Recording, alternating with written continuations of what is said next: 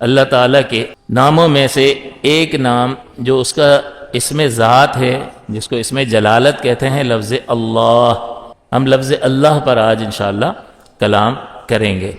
لفظ اللہ جو ہے ہم اس ذات پر بولتے ہیں کہ جو واجب الوجود ہے، ہمیشہ سے ہے، اور وہ تمام کمال والا ہے اور ہر عیب اور نقص سے پاک اور صاف ہے.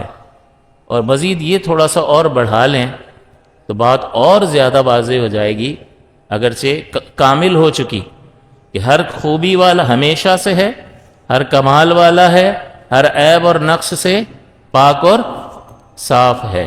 بات مکمل ہو گئی. لیکن اور زیادہ واضح کب ہو جائے گی کہ اپنے علم اور قدرت سے پوری کائنات کو گھیر رکھا ہے اس نے. تو عالم میں اس کے تصرف، اللہ کے ما سوا میں اس کی گرفت، اس کے جاننے اور اس کی قدرت کا بیان بھی ہو گیا کہ اپنے علم سے کائنات کے ذرے ذرے کو جانتا ہے اور اپنی قدرت سے جس کے ساتھ جو چاہے کر سکتا ہے، ہر ایک پر غالب ہے. تو اللہ کا یہ لفظ اللہ کس ذات پر بولتے ہیں؟ یہ یاد رہے گا، بھول جائیں گے؟ یاد رکھنا ہے، بھولنا نہیں ہے. یہ کوئی رسم نہیں ہے کہ بیٹھ گئے چلو ثواب ملے گا جمعے کا بیان سنو. تربیت ہے کہ جس کو قبول کر کے اس کو محفوظ کرنا اور اپنی نسلوں تک منتقل کرنا ہے. تو لفظ اللہ کس ذات پر بولتے ہیں؟ جو ہمیشہ سے ہے، تمام خوبیوں والا ہے، ہر عیب اور نقص سے پاک اور صاف ہے، اور اپنے علم اور قدرت سے تمام کائنات کو گھیرے ہوئے ہے. سب آ گیا اس میں. یہ تو یوں ہو گیا یہ اس لفظ کا معنی نہیں ہے، اس لفظ کا اطلاق ہے کہ یہ لفظ کس پر بولا جاتا ہے. تو بتائیے اور کوئی ایسا ہے جو ہمیشہ سے ہو؟ نہیں ہے. اور کوئی ایسا ہے جو تمام خوبیوں والا ہو خود بخود کہ اسے کسی نے یہ خوبیاں نہ دی ہوں؟ ہے کوئی ایسا؟ بولیں. نہیں ہے. کوئی ایسا کہ ہر عیب اور نقص سے خود بخود پاک ہو؟ اللہ نے جس کو پاک رکھا وہ پاک ہے، جیسا کہ اس کے پیارے حبیب صلی اللہ علیہ وسلم وہ بنانے سے پاک ہیں، خود بخود ہر عیب اور نقص سے مبرہ. کون ہے؟ اللہ. اپنے علم اور قدرت سے پوری کائنات کو گھیرنے والا اللہ کے سوا اور کوئی ہے؟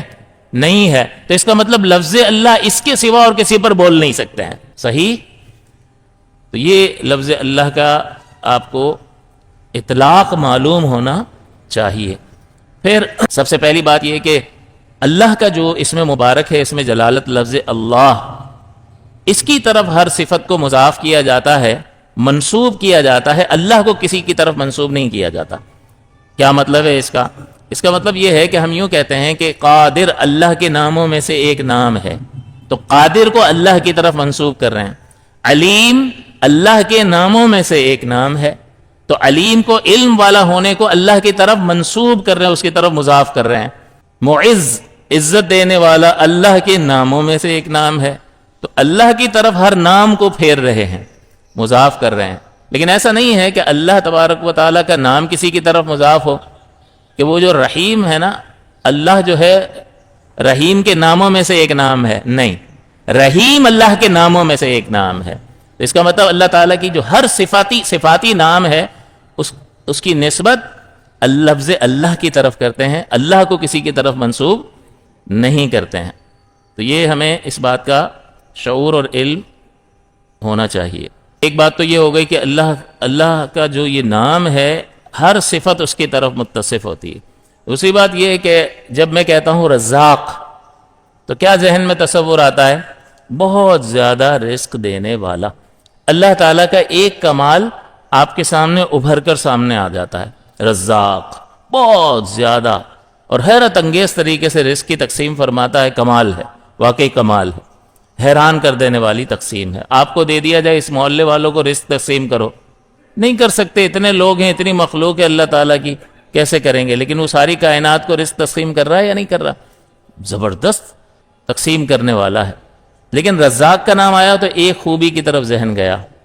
علیم صفت کا ذکر ہوا تو صفت علم کا تصور پیدا ہوا. صفت علم کہ وہ زبردست علم والا ہے، بہت نالج ہے، اس کی نالج از خود ہے، اس کو کسی نے یہ نالج دی نہیں ہے اور اس کی کوئی انتہا نہیں ہے.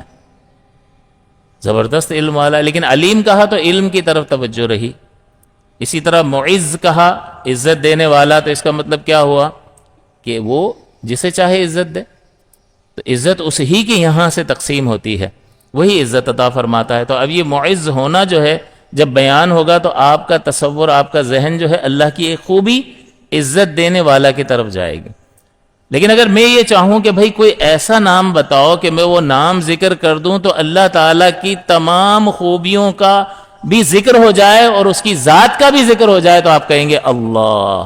کیوں؟ ابھی بتایا کہ اللہ کہو گے تو کیا مطلب، کس پر بول رہے ہیں؟ وہ ہمیشہ سے ہے، یہ وہ ذات ہے تمام خوبیوں والا، ہر عیب اور نقص سے پاک اور صاف، اپنے علم اور قدرت سے پوری کائنات کا احاطہ کیے ہوئے۔ تو فرق سمجھ میں آ رہا ہے کہ اس میں جلالت لفظ اللہ اور دیگر صفات کا۔ دوسری بات اس میں یہ ہے کہ اللہ تعالیٰ کے جو صفاتی نام ہیں ان میں سے بعض ایسے بھی ہیں کہ جو بندوں کے نام بھی ہیں، جیسے اللہ بھی رحیم ہے، بندہ بھی رحیم ہے، اللہ بھی رعوف ہے، بندہ بھی رعوف ہے۔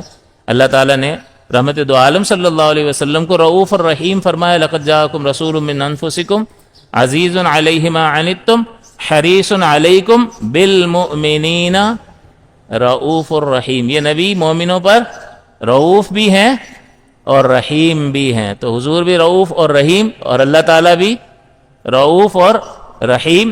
تو اس کا مطلب بندے پر بھی رعوف اور رحیم بولا جا رہا ہے اور اللہ پر بھی رعوف اور رحیم، اگرچہ حقیقت میں زمین آسمان کا فرق ہے کہ وہ رعوف اور رحیم ذاتی طور پر ہے، مستقل ہے، ہمیشہ سے ہے، اور اس کے علاوہ کسی کے دل میں رافت اور رحمت جو ہے اگر پیدا کر دی گئی ہے اور وہ رعوف اور رحیم ہے تو اللہ کے بنانے سے ہے اور اس کی لمٹس ہیں۔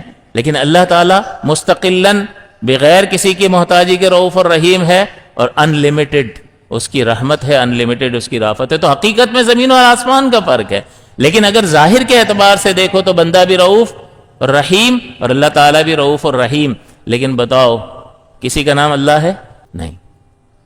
تو یہ علم ایسا ہے، یعنی کہنے کا مقصد یہ ہے کہ اللہ تعالیٰ کی دیگر صفاتی نام جو ہیں اللہ تعالیٰ کے ساتھ بھی بولے جاتے ہیں اور اس کے علاوہ پر بھی بولے جاتے ہیں، اگرچہ حقیقت میں زمین آسمان کا فرق ہے، لیکن اللہ تعالیٰ کا اسم پاک صرف اسی کی ذات اقدس پر بولا جاتا ہے۔